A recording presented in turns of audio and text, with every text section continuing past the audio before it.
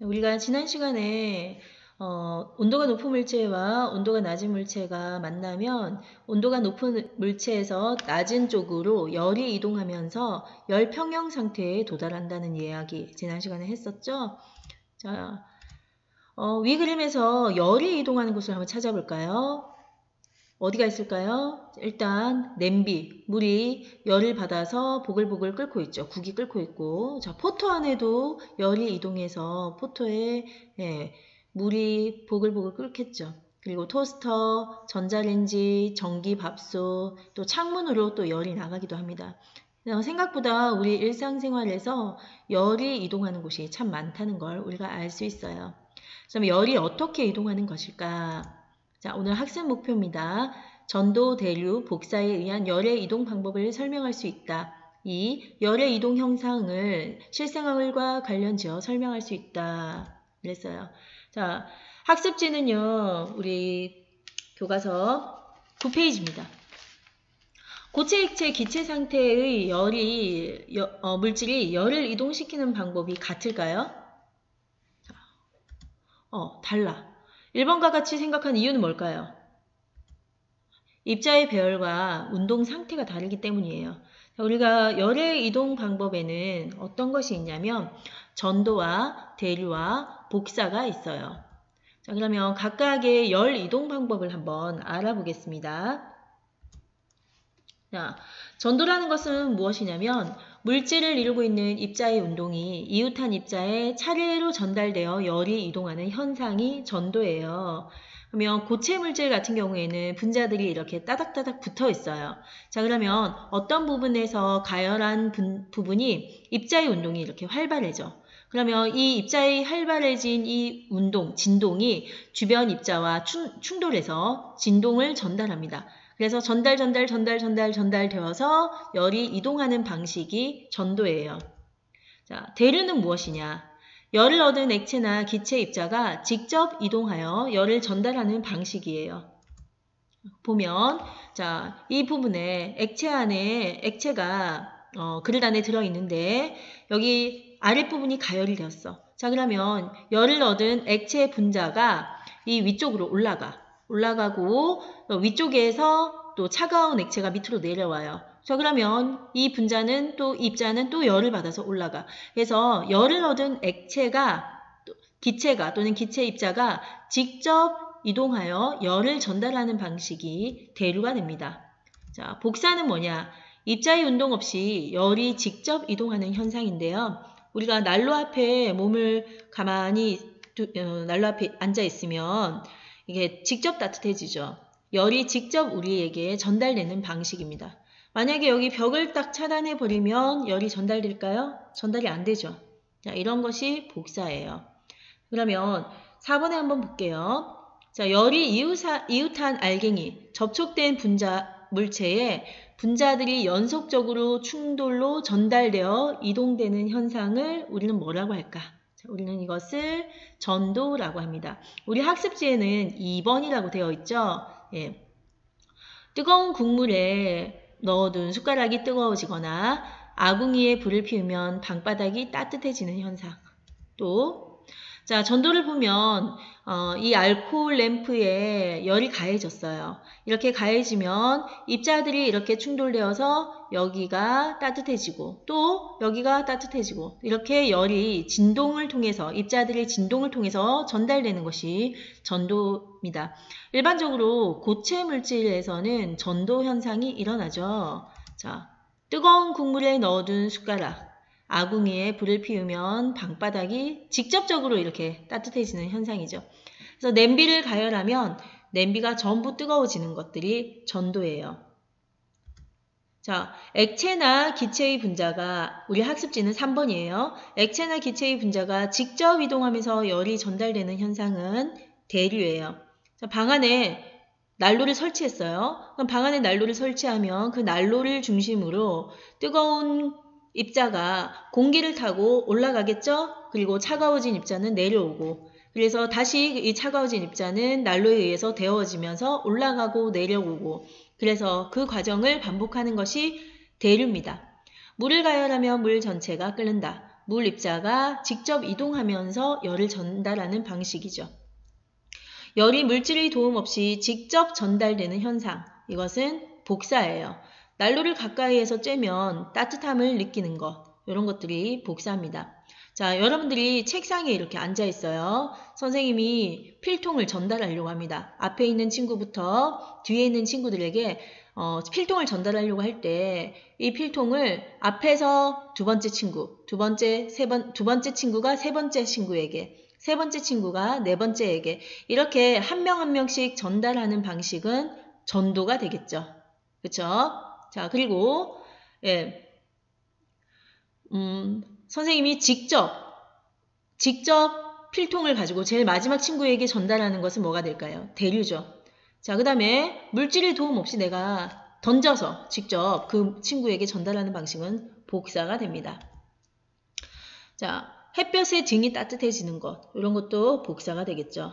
자, 그러면 학습지 여러분들이 1번부터 4번까지 적을 수 있었어요. 자, 열의 인독을 다시 한번 보면요. 자, 대류, 난로에 의해서 공기가 위쪽으로 이동하고요. 또 에어컨에 의해서 공기가 이렇게 밑으로 내려가는 현상은 대류입니다. 자, 그 다음에 주전자 바닥으로부터 데워진 후에 주전자 표면 전체가 뜨거워진 현상은 전도가 되겠죠. 그 다음에 난로를 켰을 때 따뜻함을 느낄 수 있는데 이것은 난로에서 나온 열의 복사의 형태로 이동하기 때문인데 이것은 복사입니다. 그리고 전기장판 위에 있으면 열이 우리 몸으로 직접 열이 전달이 되죠. 이것은 전도고요. 자, 그 다음에 에어컨에서 나온 찬 공기가 아래로 이동해서 방 전체의 온도를 낮춰주는 것, 이런 것들은 대류입니다.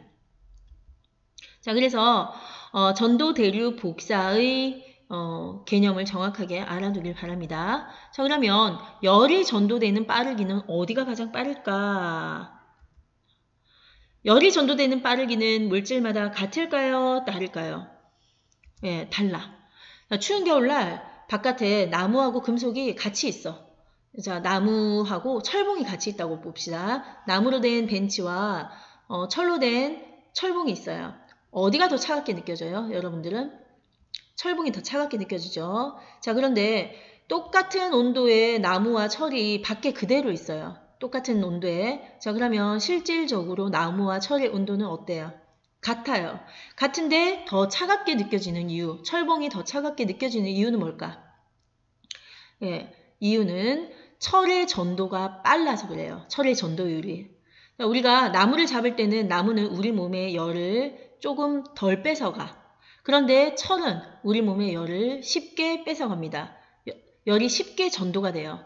그렇기 때문에 열 전도율이 금속이 훨씬 크기 때문에 그렇습니다. 자, 그러면 9번에 보면 열의 전도를 생활에서 이용한 예입니다. 열 전도를 높이는 예, 냄비 바닥을 금속으로 하면 열 전도가 어떻게 될까요? 예, 높아지겠죠. 그래서 금속이 나무보다 열 전도가 높아. 그럼 열 전도를 막는 예를 한번 볼게요.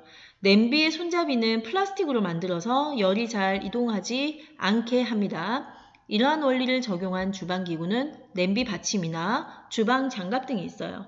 그러니까 열 전도가 잘 안 되니까 얘네들을 만져도 뜨겁지 않는 거죠. 자, 그 다음에 우리는 그러면 열의 전달을 막는 것을 무엇이라고 하는가? 열의 전달을 막는 것을 우리는 단열이라고 해요. 열의 전달을 효과적으로 막기 위해서 고려해야 될 것들이 있는데요.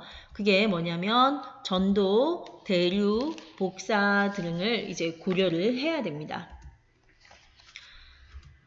자, 보온병 같은 경우에는 이렇게 은도금으로 되어 있어요. 은도금으로 되어 있어서 복사가 일어나는 열의 이동을 막고요. 그리고 이중벽으로 되어 있어요. 이중벽으로 되어 있으면서 진공으로 된 이중벽으로 전도와 대류를 막습니다. 그리고 이 안에는 진공으로 가득 차 있어서 열이 전달되는 것을 막아요.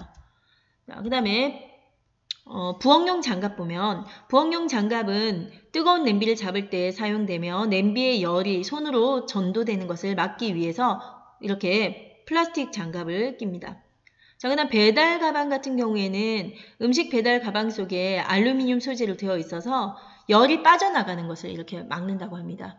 자, 그래서 우리가 이런 열의 이동 방식을 고려해서 이런 물건들을 만들 수 있다는 겁니다. 자, 그러면 오늘 학습한 내용을 한번 정리해 보면요.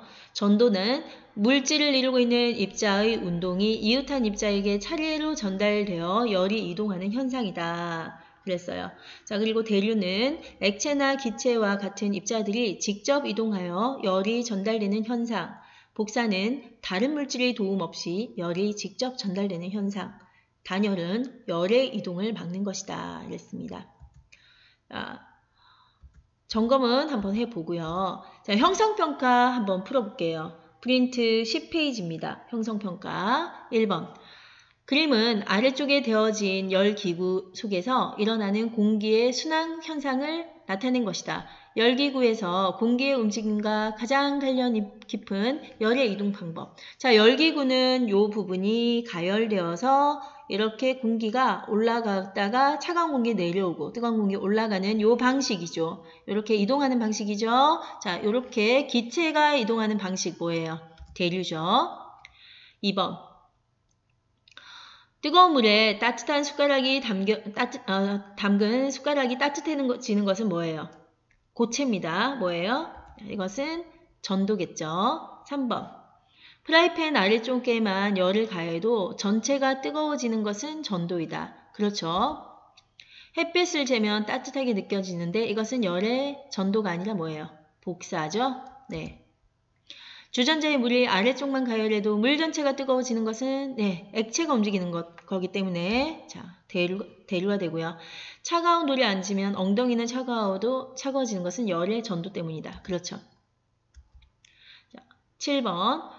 우리 생활에서 열이 전도되는 빠르기를 이용한 것이 아닌 것은 자, 라면 냄비 전도죠. 냄비의 손잡이 이 전도의 속도를 늦게 하는 물질을 사용하죠. 냄비 받침도 마찬가지고 주방 장갑 예. 자, 컵 뚜껑은 뭐예요? 네, 컵 뚜껑은 아니죠, 그냥. 예. 자, 그다음 8번. 컵 뚜껑은 단열이겠죠. 예, 단열. 열이 빠져나가는 것을 막는 현상이겠죠. 8번에 보면 그림과 같이 촌농을 이용하여 이쑤시개를 붙인 쇠막대를 끝을 알루미늄 램프로 가열하였다. 이에 대한 설명으로 옳은 것은 자, 1번 대류에 의한 열의 전달을 알아보는 실험이다. 이건 대류가 아니라 뭐다? 전도죠. 고체니까. 액체와 기체에서 주로 일어나는 열의 전달 과정. 액체나 기체가 아니라 고체죠. 열을 얻은 입자의 진동이 주변으로 전달되어 열이 이동한다. 맞죠? 이쑤시개는 알코올 램프에서 먼 쪽으로부터 바닥으로 떨어져요. 가까운 쪽에서 바닥으로 떨어지겠죠. 알코올 램프의 불의 세기가 셀수록 이쑤시개는 빨리 떨어지겠죠. 그래서 3번이 됩니다. 9번. 그림은 여러가지 열의 이동 과정을 나타낸 것이다. 가나다에 해당하는 열의 이동 방법은 자, 가는 뭐예요? 가는 액체가 이렇게 끓고 있죠. 뭐예요? 대류죠. 나는 직접적으로 고체를 통해서 손잡이에 열이 전달되니까 전도가 되겠죠. 다는 불이 직접 닿죠. 복사가 됩니다. 그러면 3번이 되겠죠. 그림은 방 안에 난로를 켜놓은 상황을 나타낸 것이다. 이에 대한 설명으로 옳은 것을 보기에서 모두 고른 것은 자, 기억. 열의 대류 때문에 방 전체의 온도는 높아진다. 맞죠? 액체나 기체에서 주로 발생하는 열의 전달 과정이다. 맞죠? 온도가 높은 공기 입자는 위로 올라가고 차가운 공기 입자는 아래로 내려간다. 네, 맞죠? 그러면 답이 몇 번이에요? 기억, 니은, 디귿입니다. 자, 지금 밑에 보기가 잘 안 보이는데 기억, 니은, 디귿이 답입니다. 보온병에 대한 설명으로 옳은 것을 보기에서 모두 고르시오. 그랬어요. 기억, 보온병의 내부를 은도금하여 열의 복사를 막는다. 맞아요? 네. 니은, 보온병에서 진공으로 만든 공간은 공기에 의한 대류와 전도를 막는다. 맞죠? 보온병은 단열 효과를 이용하여 보온병 내부의 온도를 오랫동안 유지한다. 맞죠? 자, 그래서 기억, 니은, 디귿이 답입니다. 다음 시간에는 열량은 무엇과 관계가 있을까? 그래서 열량에 대해서 한번 배워볼게요. 네, 오늘은 여기서 끝내겠습니다. 수고했습니다.